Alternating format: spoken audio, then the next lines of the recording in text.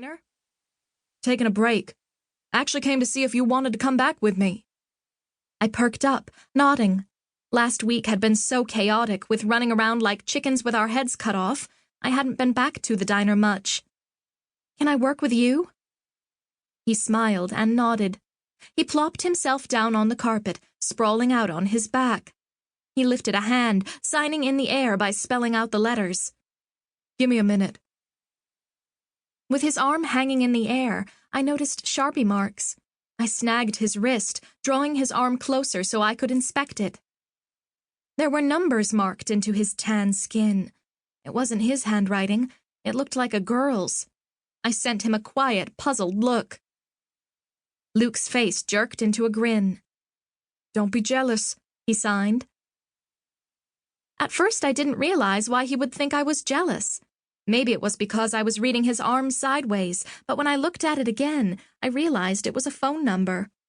I gaped at him.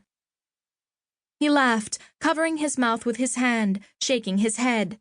He sat up, leaned in, and whispered, Some crazy girl walked in, didn't say a single word to me, grabbed my arm and wrote a phone number on me and left. I didn't realize until after what she'd done. I think I was just surprised. I'd give her an A for effort, but it was kind of creepy. I knew my mouth was hanging open, but I didn't know how to respond. I was nowhere in the ballpark of being prepared to handle this situation. How should I?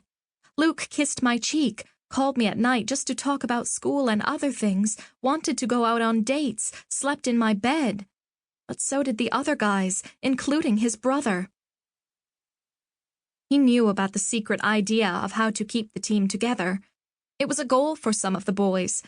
And others, like myself, liked the idea in theory, but were unsure if it would make everyone happy.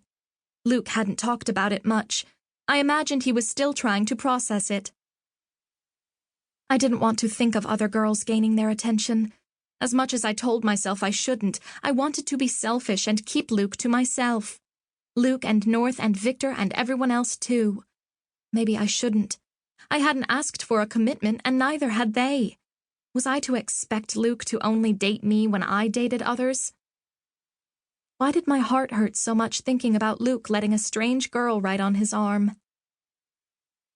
In response to my stunned silence, Luke drew his palms over my cheeks again. His brown eyes, usually so happy, drew dark and serious. Sang, he whispered. I'm not interested in her, okay? My cheeks heated. It's fine. I wanted to sound casual about it, but my voice cracked, betraying my uneasy feelings. It surprised me. I was interested in the idea, but I knew I should let them all make their own decisions. Why did this thought of another girl simply writing her number on him hurt so much? Luke's eyes widened. He reached into his back pocket, pulling out a black Sharpie. He opened it and swiped the number at his arm, coloring it in.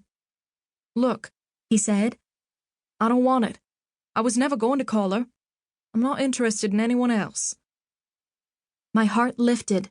Why it made me feel better, I wasn't sure. Maybe it was all the questions in my head. Maybe part of it was because my parents, people who were supposed to always be there for me, didn't want me. And really, over the years when I'd grown distant from my family, I only had a shaky idea of what commitment and loyalty really was. I didn't feel I had earned it. Not with the guys. Like anyone could walk in and shake them out of this and convince them to move on. I was afraid to lose them. But Luke's eyes begged me to understand and forgive him for something I shouldn't have to forgive him for. I forced my jealous and conflicted thoughts to the back of my head and put on a brave smile. You're making a big black mark on your arm, I said. His face lifted. He pointed the Sharpie at my arm and drew a happy face. There, he said. Now we'll match.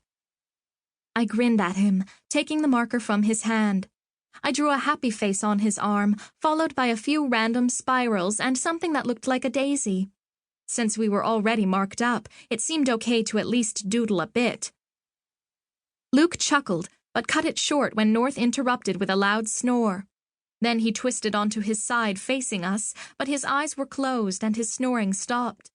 He was still dead asleep, though. Luke's eyebrows